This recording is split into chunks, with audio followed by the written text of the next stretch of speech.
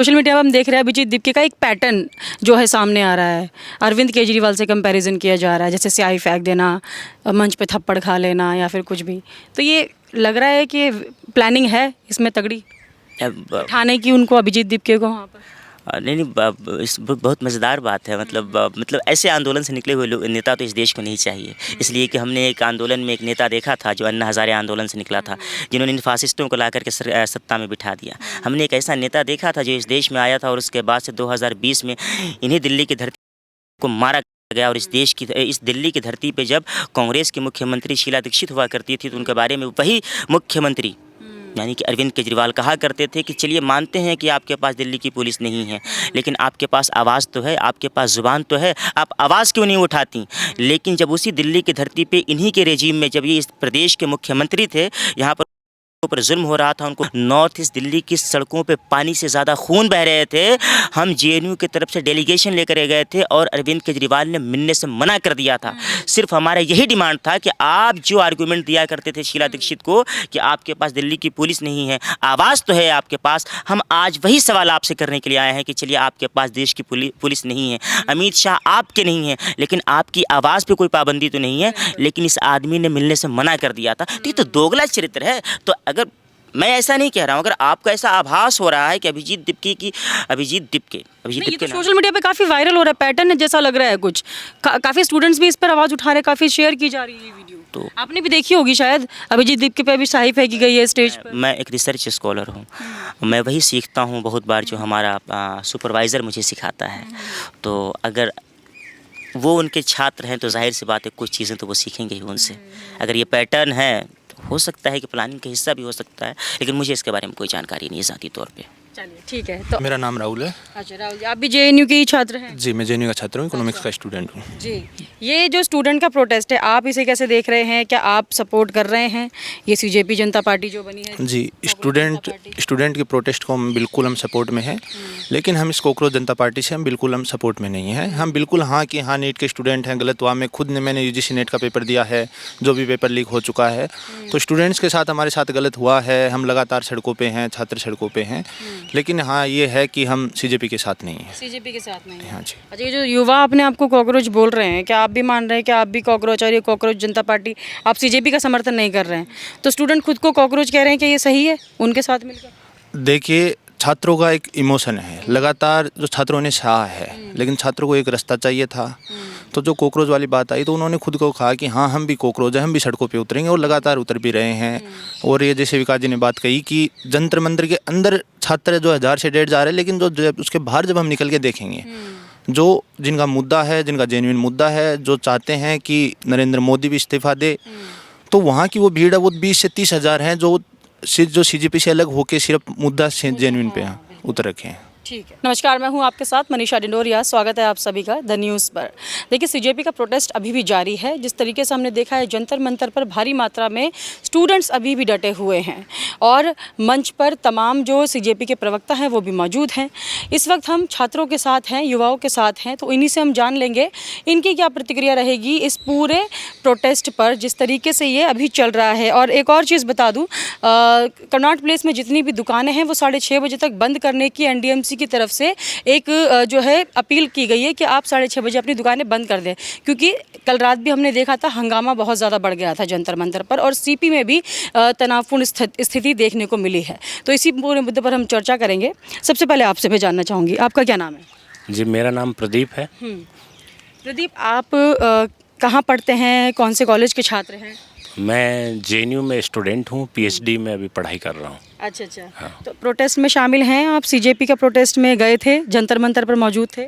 नहीं, मैं सीजेपी के प्रोटेस्ट में शामिल नहीं हूँ, लेकिन पिछले 6-7 साल से लगातार जो देश भर में प्रोटेस्ट होते हैं उनमें शामिल भी होता हूँ। कुछ में फिजिकली प्रेजेंट होते हैं, कुछ में सोशली हाँ, और सोशल मीडिया के थ्रू जुड़े रहते हैं, इस तरह से। ठीक है। इस प्रोटेस्ट को कैसे देख रहे हैं?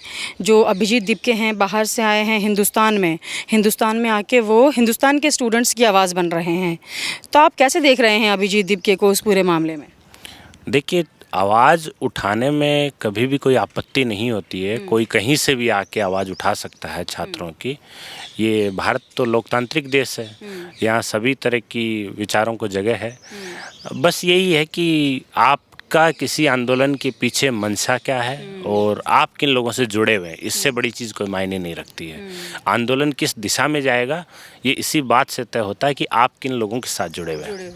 हाँ। मंच से हमने देखा है लगातार अभिजीत दीपके शुरुआत में स्टूडेंट्स की बात कर रहे थे, अभी उनको काफ़ी सारे पॉलिटिशियंस का भी साथ मिल रहा है। लगातार वो मदद मांग रहे हैं पॉलिटिशियंस से कि आप आइए और हमारी मदद कीजिए। तो आपको लग रहा है ये जो मंच है पूरा हाईजैक हो रहा है विपक्षियों से, पॉलिटिशियन से, जो भी इसमें आ रहे हैं, प्रोटेस्ट में शामिल हो रहे हैं? इसमें मंच हाईजैक जैसा कुछ भी नहीं है। अभिजीत दीपके के पास पॉलिटिकल लाइन लेंथ है नहीं। जब वो पहली बार जब ये पार्टी बनाई सीजीआई के बयान के बाद एक, और जो फिर गोदी मीडिया ने इसको खूब चलाया उस वक्त, क्योंकि तभी ये हुआ था कि देश में सीबीएसई ओएसएम प्रणाली का मामला लीक हुआ था। उसको दबाने के लिए सरकार ने, कि कॉकरोच जनता पार्टी नाम से कोई अकाउंट बन गया, इतना फॉलोअर हो गए, सरकार ने इसको बढ़ा चढ़ा के दिखाया और लोग उससे जुड़े। क्योंकि देश भर में आम जनता को आज ना ढंग से मीडिया के थ्रू इन्फॉर्मेशन मिलती है, ना कहीं आवाज़ उठाने का मौका मिलता है। 4 लोग आवाज़ उठाएंगे, उन्हें जेल में डाल देते हैं, अरेस्ट कर लिया जाता है, एफआईआर हो जाती हैं, बहुत बुरी तरह मारा पीटा जाता है। तो हताश जनता कॉकरोच जनता पार्टी नाम के वो इंस्टाग्राम के अकाउंट से, ट्विटर अकाउंट से जुड़ी, फिर उसको सस्पेंड कर दिया और ये करके एक ऐसे ही आंदोलन बना। बाद में अगर आप उसमें देखते हैं तो अभिजीत दीपके शुरुआत में जब जंतर मंतर पे आते हैं पहले दिन, तो बोलते हैं कि विपक्ष नाकारा है इसलिए हम ये कर रहे हैं। उसके बाद जब उनका आंदोलन नहीं चलता है तो वही रो रो के विपक्ष को बुलाते हैं कि विपक्ष आना चाहिए, अगर विपक्ष नहीं आ रहा तो छात्रों के साथ नहीं है। फिर सोनम वांगचुक जो कह रहे थे कि अगर जान की परवाह है किसी को तो राहुल गांधी आए, अखिलेश यादव आए। जब कल राहुल गांधी और अखिलेश यादव प्रधानमंत्री आवास के बाहर जब प्रदर्शन करते हैं तो वही अगले दिन सोनम वांगचुक की बीवी क्या बोलती है, आज ही का ताज़ा बयान है। तो इनकी राजनीति की कोई दिशा नहीं है। जब इनका एक साथी है विजेता दहिया करके, वो जब इसके अंदर कल कहीं बर्गर खाता हुआ पकड़ा जाता है मार्च में, तो उसके बाद उस पर खूब सवाल उठते हैं। इनको लगता है कि विजेता दहिया को साथ रखने से शायद हमारा आंदोलन में आंदोलन खत्म नहीं होगा, नेतृत्व खत्म हो सकता है। तो ये विजेता दहिया को बाहर निकाल देते हैं। अब विजेता दहिया कहता है कि मैं व्हाट्सएप की चैट दिखाऊंगा, तो अचानक से दूसरा आदमी बोलता है कि मेरा तो व्हाट्सएप हैक हो गया। तो ये इनका पूरा यही झूठ प्रोपेगेंडा, क्योंकि ये है ना कि इनकी आपसी लड़ाई में पता चल जाएगा कौन किससे मिला हुआ है, कहाँ जुड़ा हुआ है। सोनम वांगचुक खुद क्या कहते हैं, सोनम वांगचुक को अगर आपको उठा के देखना है, आप 14 से 20 तक उठा के देखिए उनको।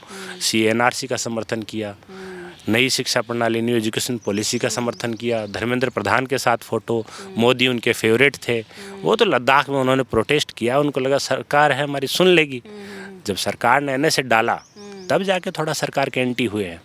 अभी भी क्या है, आज कुछ बोलते हैं कल कुछ बोलते हैं। तो मतलब सोनम वांगचुक का भी आना इस प्रोटेस्ट का कोई लग नहीं रहा कि इसका कोई आगे फ्यूचर दिख रहा है सोनम वांगचुक की वजह से? सोनम वांगचुक के बिना ये आंदोलन चल रहा है आज। सोनम वांगचुक अभी भूख हड़ताल जारी रखें या तोड़े, छात्रों को इससे फर्क नहीं पड़ रहा। ना ही छात्रों को अभी अभिजीत दीपके से फर्क पड़ रहा है, ना ही कोई विजेता दहिया से। छात्र ऐसी कहीं दूर सड़क पे बैठे हैं जहाँ से अभिजीत दीपके उनको दिखता भी नहीं, जहाँ जैमर लगे हुए हैं, बस अपने से चल रहा है।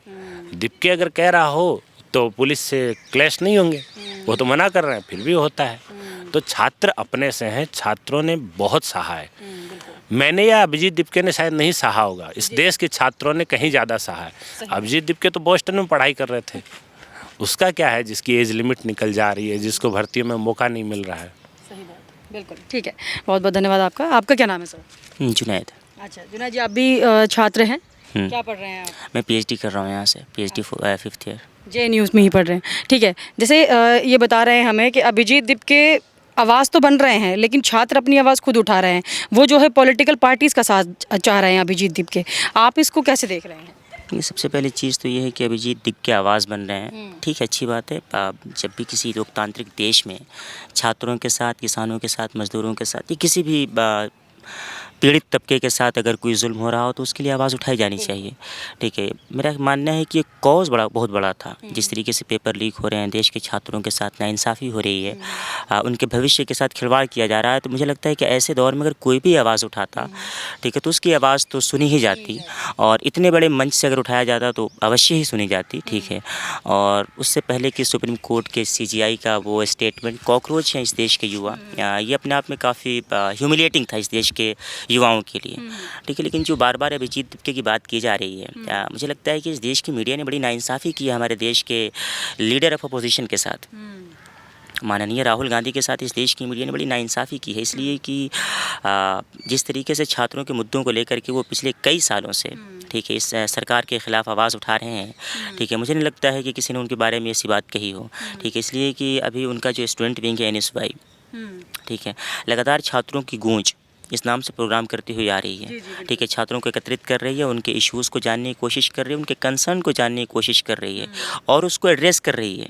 इवन पार्लियामेंट में जब वो कोशिश करते हैं कि इस पर चर्चा हो, इस पर बातचीत की जाए, कोई सोल्यूशन निकले, तो हमारा देश के प्रधानमंत्री बेशर्मों की तरह दूरी बना लेते हैं। बल्कि पूरी की पूरी सत्ता का यही हाल है। ठीक है, तो बार बार जो अभिजीत दीपके की बात आ रही है, ठीक है, अच्छी बात है, आवाज़ कोई भी बने, हमें कोई आपत्ति नहीं, इसलिए कि एक लोकतांत्रिक देश में सबको अधिकार है अपनी आवाज़ उठाने का।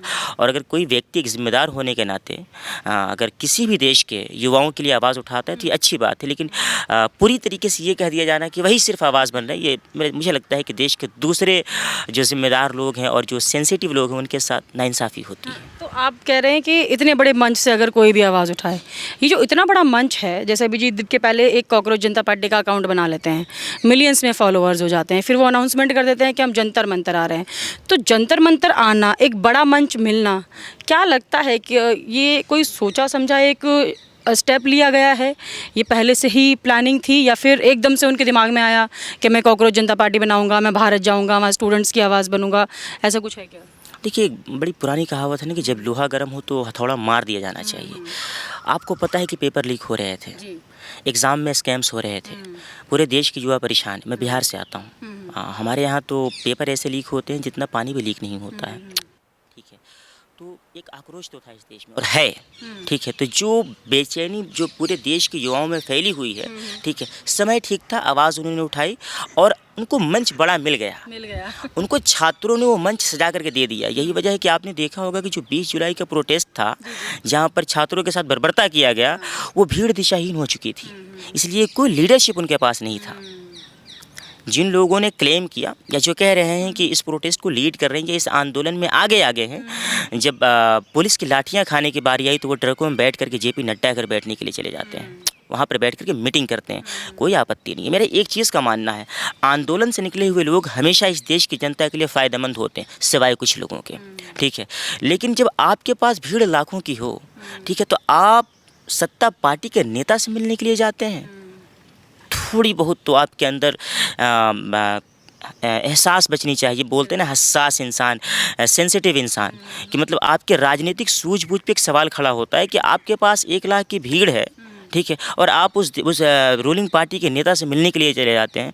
हम तो जिस कैंपस में बैठे हैं, जवाहरलाल नेहरू यूनिवर्सिटी, हमारे पास इतनी कम भीड़ थी और इसी कैंपस के छात्र नेता ने उस देश के प्रधानमंत्री को मजबूर कर दिया था कि वो आकर के हमसे बात कर रही थी और उनके सामने रेजिग्नेशन मांगा जा रहा था। आपके पास 1 लाख की भीड़ थी, आप बर्गर खाने के लिए चले जाते हैं, आप वहाँ पर बैठ करके मोबाइल चला रहे हैं और झूठ बोलते हैं। शर्म नहीं आती है आपको? मतलब अफसोस होता है कि जब उनसे बोला गया कि आपने मतलब पूरे तरीके से इस आंदोलन को पीछे करने की कोशिश की है, मतलब आप बैठ कर बर्गर खा रहे हैं, वो कह रहे हैं कि हमें हाउस अरेस्ट कर लिया गया। मतलब कितना कैसा विडम्बना है, कितनी अजीब बात है कि मतलब इस देश के हेल्थ मिनिस्टर अगर आपको हाउस अरेस्ट कर लिया जा रहा है, इसका मतलब ये है कि तो ये भी कह रहे थे मोबाइल नहीं है, हाउस अरेस्ट है, लेकिन एक फ़ोटो JP नड्डा जी ने शेयर की है जिसमें उन दोनों के हाथ में मोबाइल साफ तौर पर देखा जा रहा है। तो ये क्या झूठ स्टूडेंट्स को बोलना चाह रहे थे या गलत एक अफवाह फैलाना चाह रहे थे कि हम हाउस अरेस्ट है लेकिन डंडे आप खाते रहिए? देखिए मनीषा जी, एक चीज़ मैं आपसे कहना चाहूँगा, मैं किसी कंट्रोवर्सी में जाना नहीं चाहता हूँ, चूँकि हमारी आइडेंटिटी जो है एज जेन वाइट, ठीक है, थोड़ी सी कंट्रोवर्शियल तो लोगों को बाहर लगती है।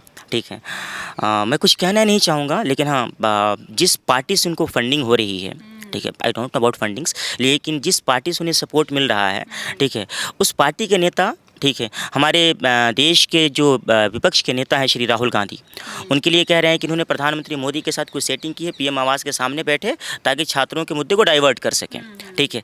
लेकिन शायद उनका अपना इतिहास पता नहीं है, ठीक है। जब उनका नेता ही हमारे देश के नेता प्रतिपक्ष के बारे में ऐसी बात कह रहे हैं, झूठ बोल रहे हैं, चूँकि मेरा ये ज़ाती तौर पर मेरा मानना है कि आज के दौर में हिंदुस्तान की राजनीति में अगर कोई सबसे मुखर आवाज़ है छात्रों को लेकर के, किसानों को लेकर के, महिलाओं को लेकर के, दलितों को लेकर के, मुसलमानों को लेकर के, ठीक है, मतलब जो भी पीड़ित तबका है इस देश का, मुझे लगता है सबसे मुखर आवाज़ आज के देश में राहुल गांधी है, ठीक है। अगर इस इंसान के ऊपर आपको एलिगेशन लगाने में, इल्ज़ाम लगाने में अगर आपको थोड़ी भी झिझक महसूस नहीं हो रही है, तो मैं फिर वही कहने पर मजबूर हो जाऊंगा कि आपके पास चड्ढा भी नहीं बचे। आपके पास बहुत सारे ऐसे सांसद थे, नाम नहीं लेना चाहेंगे, ठीक है। स्पोर्ट्स से लेकर के आप आए, उनको आपने सांसद बना दिया, राज्यसभा सांसद बना दिया, वो लोग चुपके से नहीं बल्कि पूरी दुनिया के सामने अनाउंस करके भाजपा ज्वाइन कर लिया। तो आपकी राजनीतिक मंशा और आपकी जो राजनीतिक आइडियोलॉजी है वो तो पूरी दुनिया की आंखों के सामने। आम आदमी पार्टी की बात कर रहे हैं आप कर रही हैं, मैं तो बात कर रहा हूँ।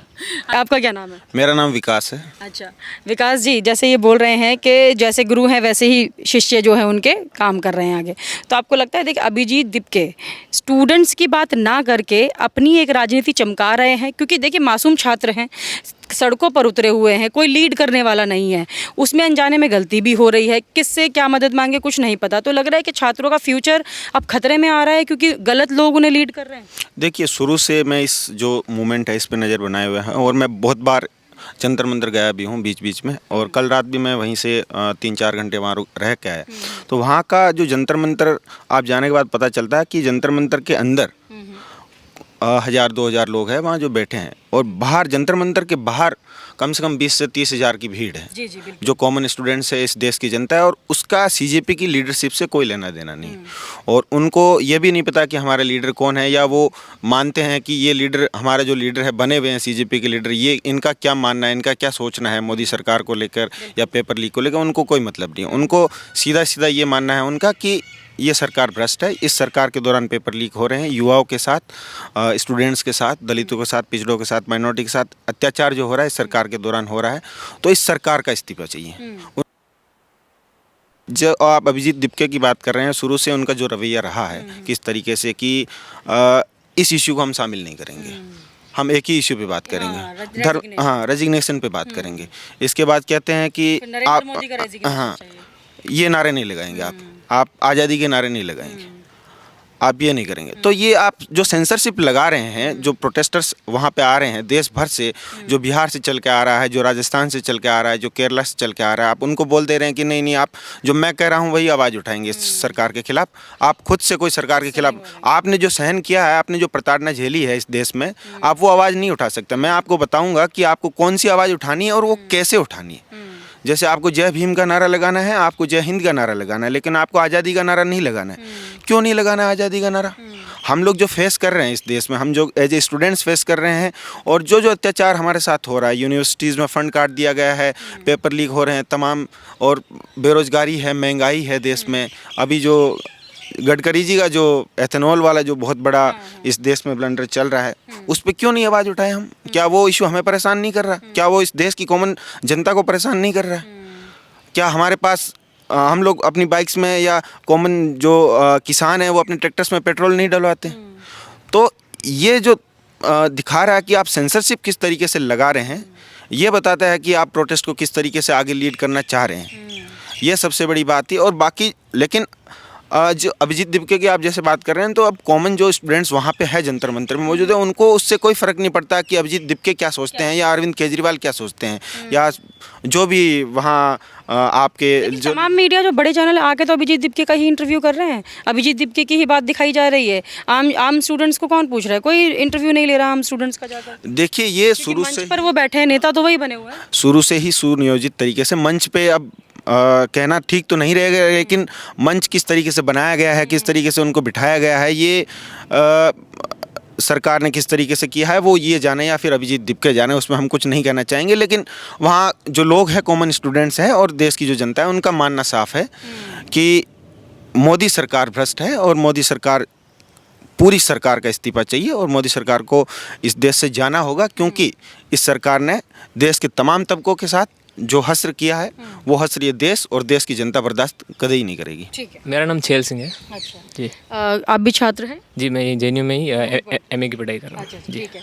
तो आप खुद छात्र हैं, 20 तारीख को आपने देखा क्या क्या हुआ था सड़कों पर, किस तरीके के हालात थे, तो उस चीज़ को आप कैसे देख रहे हैं? हमने देखा है कि काफ़ी सारे मीडिया कर्मी को मारा गया है और स्टूडेंट्स की तरफ से पहले बता रहे हैं कि पत्थरबाजी हुई है, तब जाके लाठीचार्ज हुआ, ये हुआ है वो।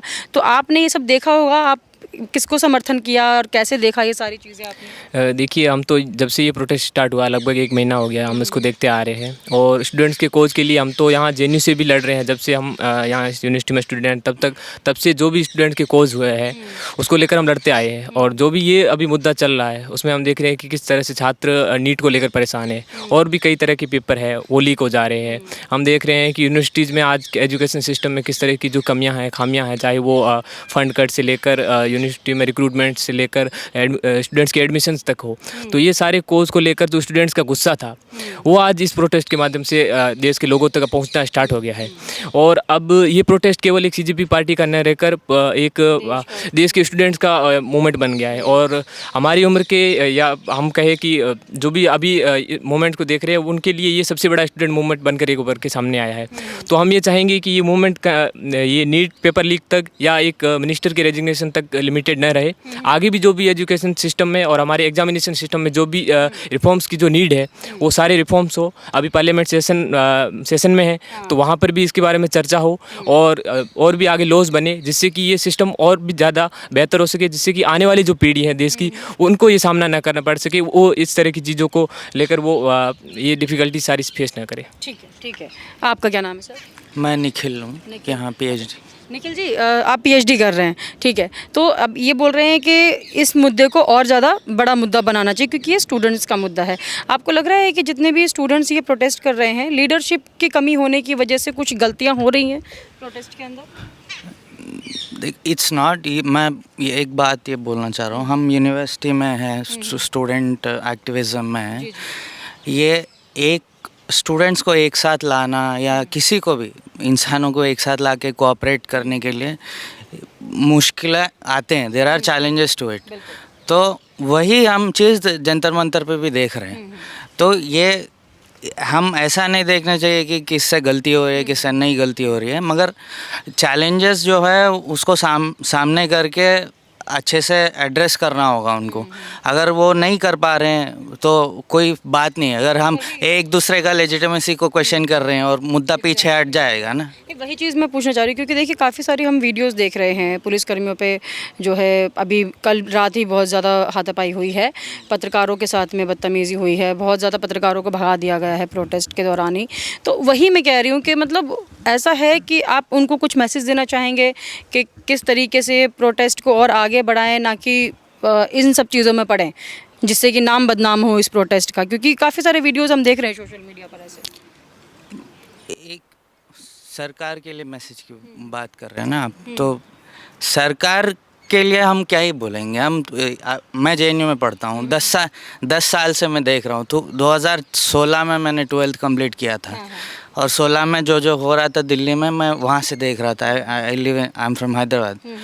तो तब जो हो रहा है अब जो हो रहा है, सरकार जो कर रही है ज़्यादा फ़र्क नहीं है।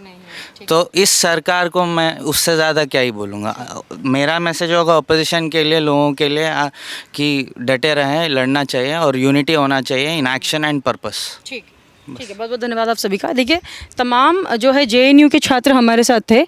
हाँ जी, बोलना चाहेंगे कुछ? ये कि आप लोग जो आंदोलन पे बात कर रहे हैं, ठीक है, आंदोलन एकदम होना चाहिए और हम लोग तो आंदोलनकारी ही हैं, लेकिन ये शिक्षा का मुद्दा है, शिक्षा का इशू है।